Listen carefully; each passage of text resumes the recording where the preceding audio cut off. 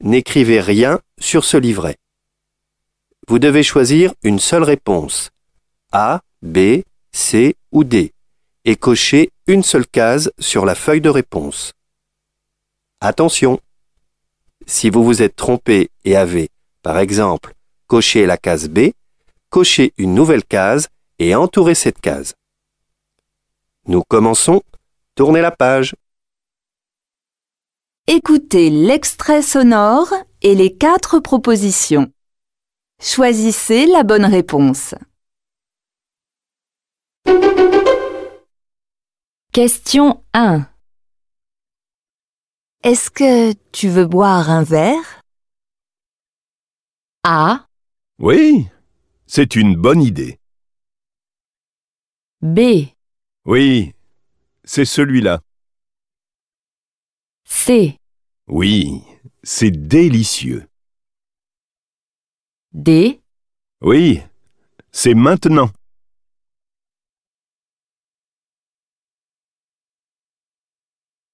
Écoutez les 4 propositions. Choisissez celle qui correspond à l'image. Regardez l'image 2. A. Allez, prête-moi ton ballon. B. Ne me pousse pas comme ça. C. N'écoute pas les supporters. D. Regarde bien la boule orange.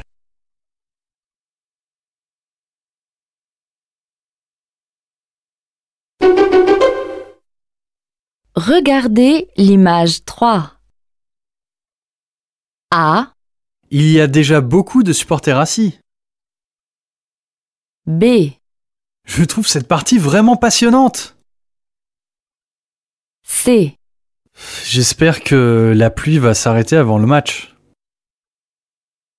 D. On voit vraiment bien le terrain d'ici.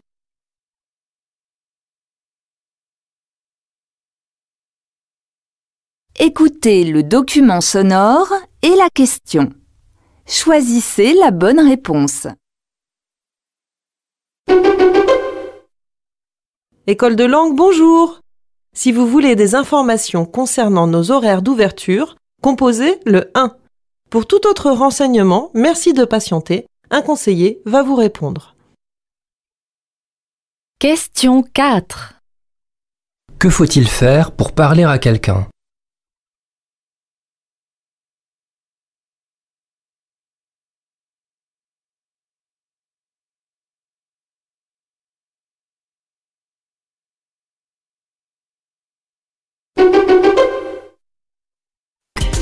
Je suis un alligator. Nous voici dans mon royaume, le bassin du Rio Paraguay. Avec l'augmentation de la température liée au changement du climat, quelque chose d'inquiétant pour nous est en train de se passer. Chez tous les reptiles, le sexe de l'embryon dépend de la température ambiante. Pour nous, alligators, si la température moyenne continue de s'élever, il y aura bientôt nettement plus de mâles que de femelles qui naîtront. Une grave menace pour notre espèce. Question 5. Quel danger menace ces animaux?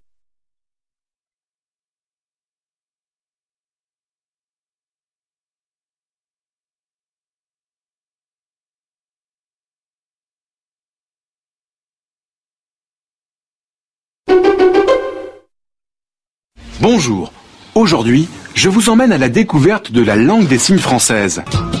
Que ça soit le nord, que ça soit le sud, il y a déjà des variantes de langue des signes. Tout simplement parce que ce sont comme des accents. Mais bien évidemment, c'est une langue qui est comprise par tout le monde.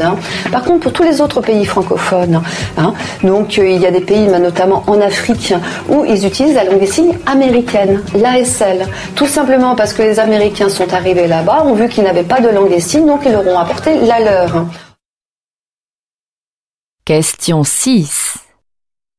Où utilise-t-on la langue des signes française?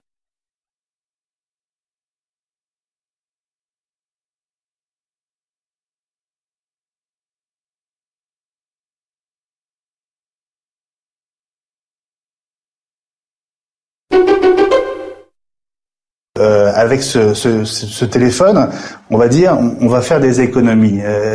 Tout le monde n'est pas prêt à mettre 600-700 euros tous les ans, tous les 2 ans dans un nouveau téléphone. Et donc là, on change uniquement le composant qui tombe en panne. On le fait soi-même, ça prend 10 secondes, et donc c'est formidable. Après, l'autre intérêt, c'est que sur le temps, on peut faire évoluer son téléphone, on peut augmenter ses capacités, améliorer ses performances, et donc garder un téléphone 5 ou 10 ans sans problème.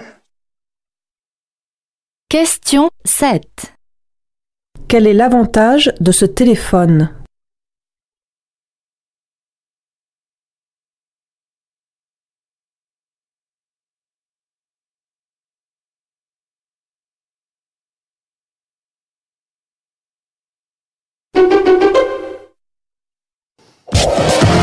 Ils seront bientôt partout, les objets connectés, dans votre salle de bain, dans votre cuisine et même à côté de votre lit.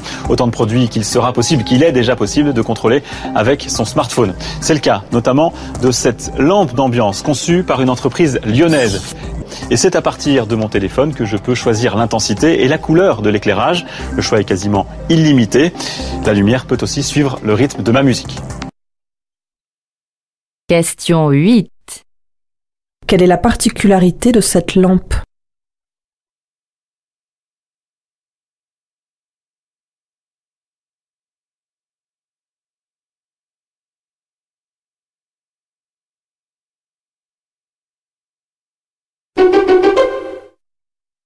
Depuis 20 ans, les Français ont le nez dans leurs poubelles pour séparer les emballages recyclables des ordures ménagères. Ces emballages prennent ensuite la direction d'un centre de tri car ils sont encore mélangés. Des machines permettent de mettre d'un côté le plastique, de l'autre les cartons, l'aluminium, etc. Mais il subsiste un tri manuel. Sur le tapis, des hommes repèrent notamment les erreurs. Question 9. Quel processus la journaliste décrit-elle ?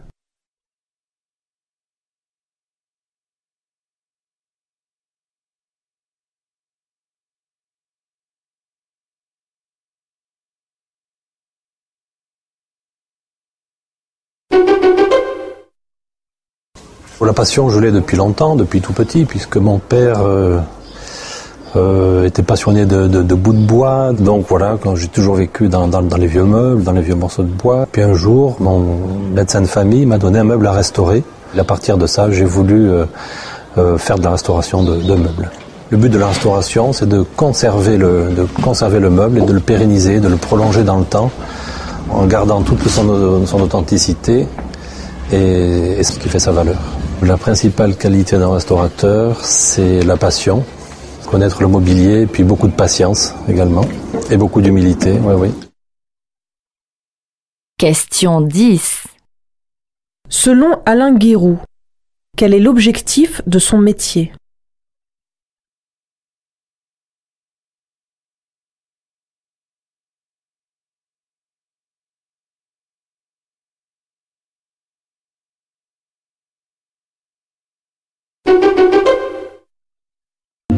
La présence du français sur Internet est assez faible, mais pas partout. Par exemple, pour Wikipédia, le français est la 3e langue la plus parlée sur Wikipédia après l'anglais et l'allemand. Donc à partir du moment où on a des populations qui sont de plus en plus connectées, si elles prennent l'habitude et si elles osent surtout partager leurs connaissances, leurs savoirs, leurs avis, leurs opinions sur Internet, il n'y a pas de raison que le français régresse alors qu'en termes de population, il est en train d'augmenter très très largement. Question 11. Quelle est la place de la langue française sur Internet ?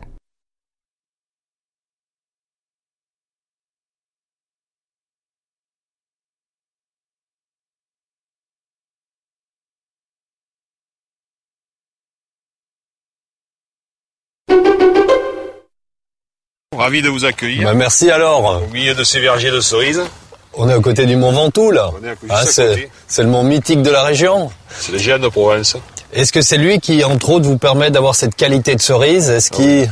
Oui, surtout, le plus qu'il nous apporte, c'est des températures fraîches en pleine saison, c'est-à-dire au printemps, surtout la nuit.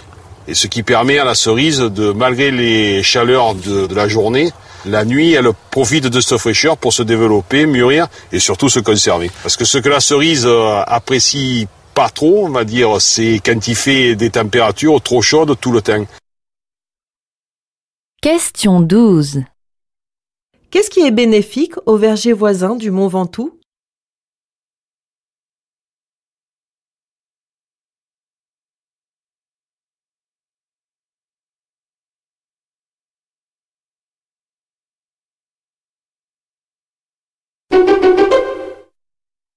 On peut parler d'une résurrection.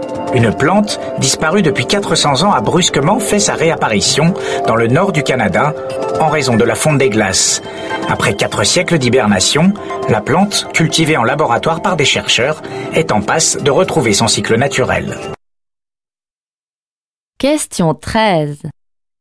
À quoi est liée la renaissance de cette plante?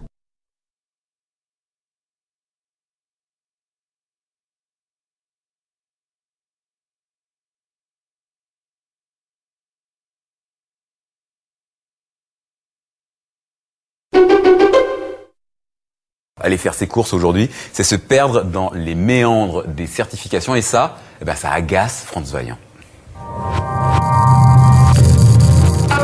C'est le nouveau logo biologique de l'Union européenne. Le 1er juillet, on le trouvera donc sur tous les produits biologiques préemballés et fabriqués dans les 27 pays de l'UE. D'abord, on pense, c'est une bonne chose, c'est vrai. Aujourd'hui, pour s'y retrouver, on dégainerait presque son GPS. Mais ce logo européen ne résout aucun problème de visibilité. À ses côtés, sur les emballages, d'autres logos à caractère privé, régional ou national restent autorisés. Question 14. Que regrette Franz Vaillant quant à la création de ce logo?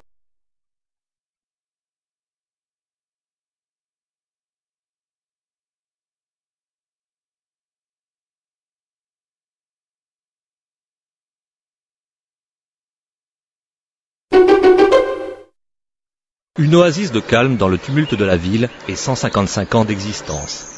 L'école française d'Athènes, en soi, c'est déjà un site riche de sa propre histoire et de son prestige, le plus ancien établissement culturel français à l'étranger avec la Villa Médicis.